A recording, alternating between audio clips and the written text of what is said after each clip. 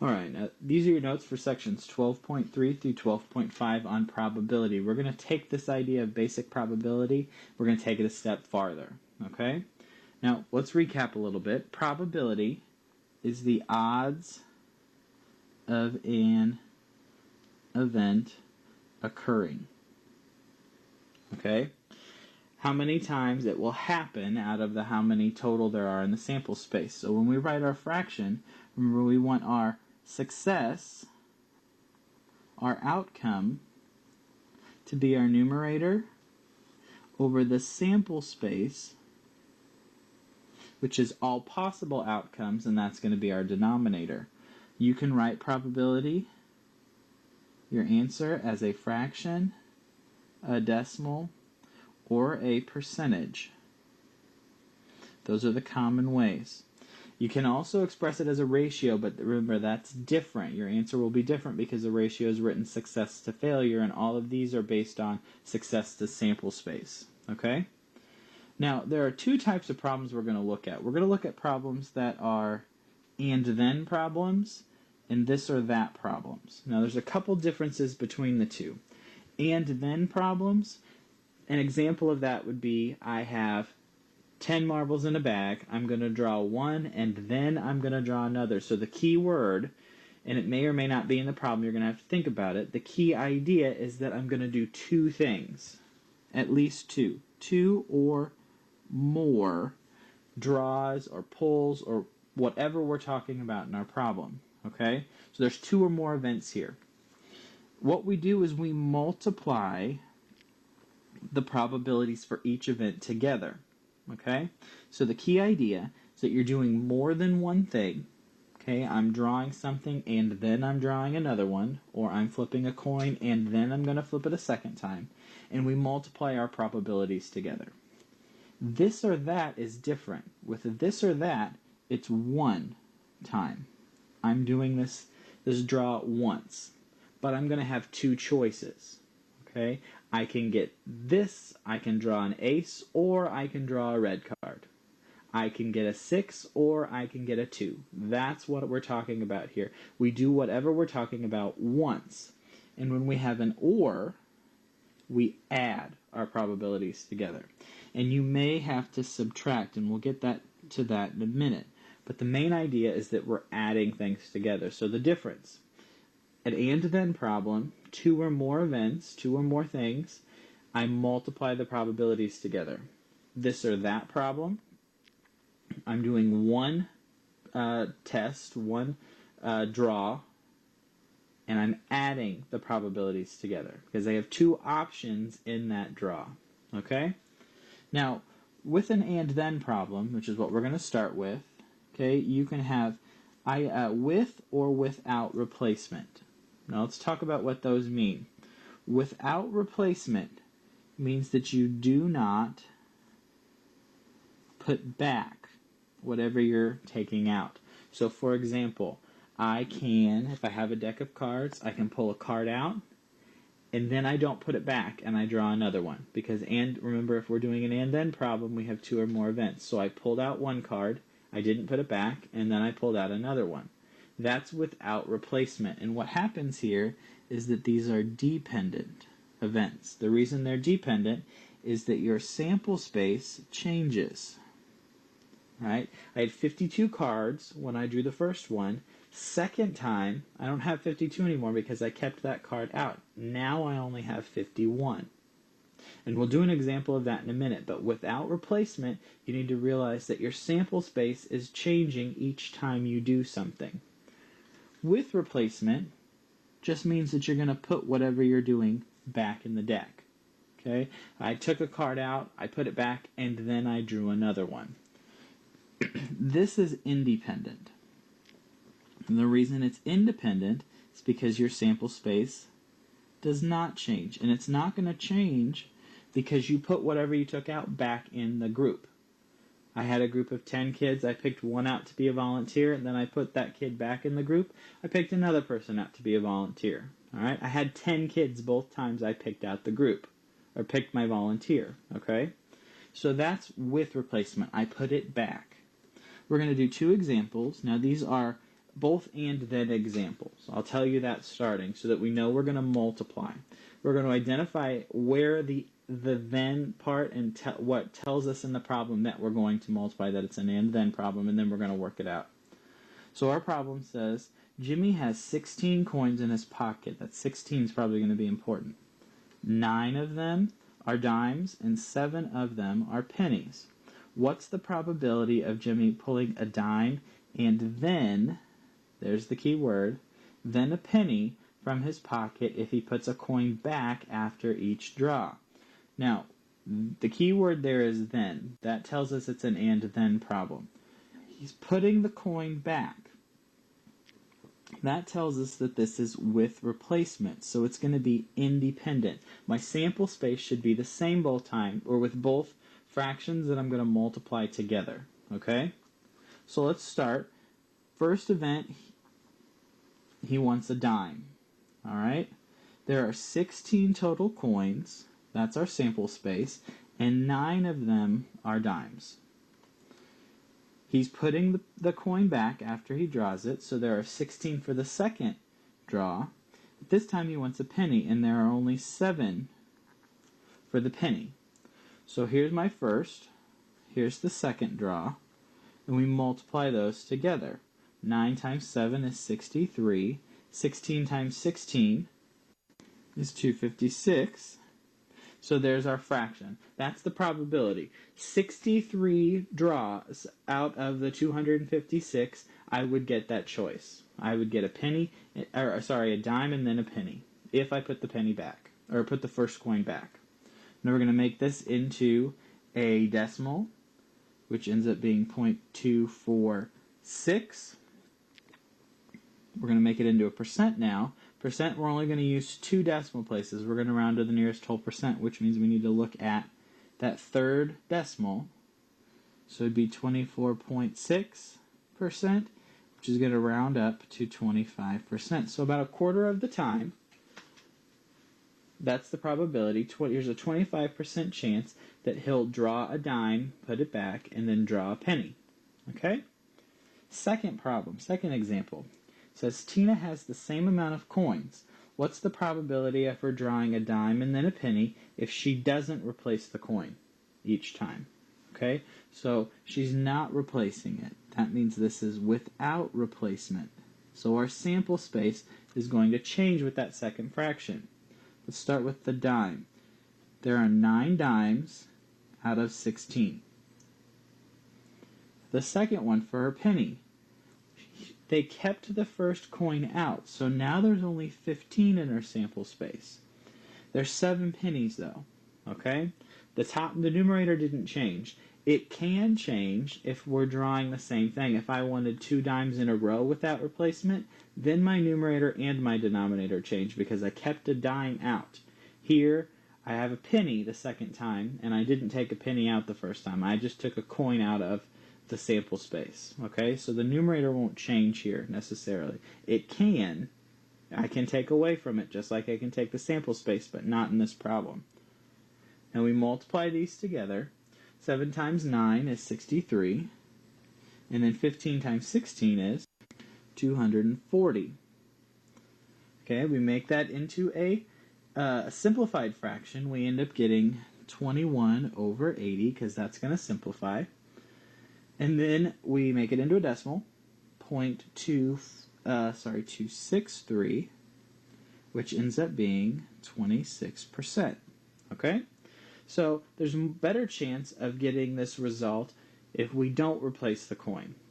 The reason is that there's a smaller sample space. There's less coins to choose from the second time, so there's a better chance of getting that penny. All right? So those are examples of problems where we're doing an event and then we're doing a second one. An example without replacement and an example with replacement. Okay? So pay attention to those because those are common types of problems you'll see.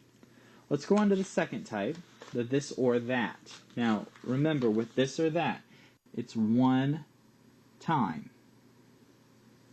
And you're going to add those probabilities together. Okay? I'm doing one event, I'm pulling one card out, and I have 2 choices for that event. Now, Where we gets a little confusing is that there's two types. We can have exclusive events or inclusive events. Exclusive events are two separate, or three or four, however many things you're drawing, two separate things. Okay? They're completely separate of each other. Inclusive means that there's some overlap. Okay? Whatever I'm drawing, there's overlap between the two groups, and I've got an example here to show you, and it's from a deck of cards, because remember, we need to be familiar with cards. From a deck of cards, this first example says I want an ace or a king. Well, ace is over here. I have the ace of diamonds, the ace of hearts, the ace of spades, and then the ace of clubs. Alright? Kings. I have the same idea. I have the king of diamonds, the king of hearts, the king of spades, and then the king of clubs. Now, there's no overlap. I have two completely separate things I'm drawing out. Okay, that's an example of exclusive. I don't have an ace-king in the deck. Alright, that can't have them at the same time. An example of some inclusive would be a red card or an ace. Here, let's make this the red circle. I have everything from a 2, 3, 4, I have everything in the hearts and everything in the diamonds. All the way from ace to 10, and then jack, queen, king. Same thing for my diamonds. Ace to 10, jack, queen, king. Now, for the aces over here, I have the ace of diamonds, the ace of hearts, the ace of spades, and the ace of clubs. Notice that these are the same in both, so they go here in the middle. This is a Venn diagram. If I had my Venn diagram, I'm only going to draw part of it. Right here in the middle, there's some overlap, which is what's contained in both circles. Alright? I have an ace that's red, that's a diamond, and an ace that's a heart, that's red, that would fit into both groups. It can be an ace, and it could be a red card. So this is an example when we have inclusive. This is an example where we'll subtract. Okay? We'll add something and then we'll subtract from it. Now I've got a couple examples here, and we'll talk through them, whether they're inclusive or exclusive, and I'll show you how to solve them. But remember, we're adding for these problems. First example says, what's the probability of rolling an even number or a number divisible by 3 on a standard dice? Or is key word. That's what tells us we're going to add these two probabilities together. It's a this or that problem. Alright? So we're going to write our fractions. We're talking about a dice, so our sample space is going to be 6 for both of these because it's one event. It's not going to change. First one, an even number. Well, that would be 2, 4, and 6. So I have 3 choices. I'm going to add that to a number that's divisible by 3. Well, I have 3 and 6, so I have 2. Now, I want you to notice that there's a 6 in both groups. So what I have to do, since that's the only number that's there, I need to subtract that 6. Okay? Because it's in both groups. So whatever's overlapped, I need to take it away. If I had more things that were overlapped, then my numerator would be for however many things are overlapped. Now, I don't do 2 6 because there's a 6 in each group. 6 is the only thing that overlaps. It's in both groups, so I do it once because it's one number. Okay? And then I figure out my problem. The reason I left them as fractions and I didn't simplify any of these is because I want a common denominator when I'm adding. Common denominator, we just add the numerator straight across if our denominators are the same. So 3 plus 2 is 5 minus 1 is 4. And then my denominator stays the same. So my answer is 4/6. I will simplify this one to 2/3, make it into a percent, and a decimal. Right? So 33%. Hopefully that makes sense, that there's some overlap here. I can have a number on a dice that's both divisible by 3 and even, and that number is 6. It happens once, so I need to subtract that 1/6 out of my sample, or out of my probabilities, because I don't want it to count twice, once for each group. Next one. In a bag, there are tiles numbered 1 through 100. What's the probability of drawing a tile that's even or a non-two-digit number? Okay, again, or is the key word here. That tells us we're going to add. It's a this or that problem. All right, even numbers from 1 to 100. Well, 2, 4, 6, 8, 10, all the way up there. There are 50 of them. It's half of our numbers. Okay, so there's for even. 50 plus 100. Or sorry, 50 over 100. We're going to add that to non-two-digit numbers, which would be 1, 2, 3, 4, 5, 6, 7, 8, 9, and then 100. 100's a three-digit number. So there are 10 choices here. 10 out of 100. Now, there's overlap between our two groups. We have even numbers that are also non-two-digit. We have 2, 4, 6, 8, and 100. All right, so there are 5 of them, which means I need to subtract 5 over 100, once for each one. Okay? Now I figure out my problem. Again, I left the denominators the same. I didn't simplify because it's easier to subtract that way. 50 plus 10 is 60, minus 5 would be 55. Denominator stays the same when we're adding fractions. So 55 over 100. That ends up being, both of those are divisible by 5, 11 over 20, which is, as a decimal, 0.55, or 55%. Okay, so there's the answers to our problem. Now again, we had to subtract on this one because there's overlap. If I just had an exclusive one, an exclusive example where there's two groups and there are no overlap, I wouldn't have to subtract anything. So don't think that you have to subtract every time. Last example here. What's the probability of drawing a tile that's even and divisible by 5? Now I put this problem in here for a reason.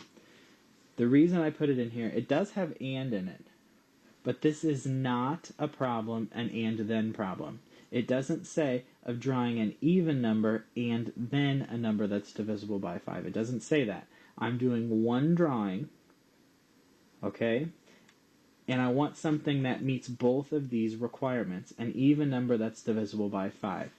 So my sample space is 100. And then I need to find the even numbers that are also divisible by 5. 10, 20, 30, 40, 50, 60, 70, 80, 90, and 100. There are 10 of those. So I have 10 out of 100. Okay? Again, it's not an and then problem. I did it once. I had one drawing. Okay, I put my hand in the bag and I drew one number out. I didn't put it in, draw a number, and then draw a second one, because it's not an and then. So pay attention to that. Make sure you're really reading the question. So the answer here, we get 0.1, 1/10, or 10%. All right? If you have questions, because this can be tricky, the and then this or that. If you have questions, rewatch the video. If you still have questions, bring them to class.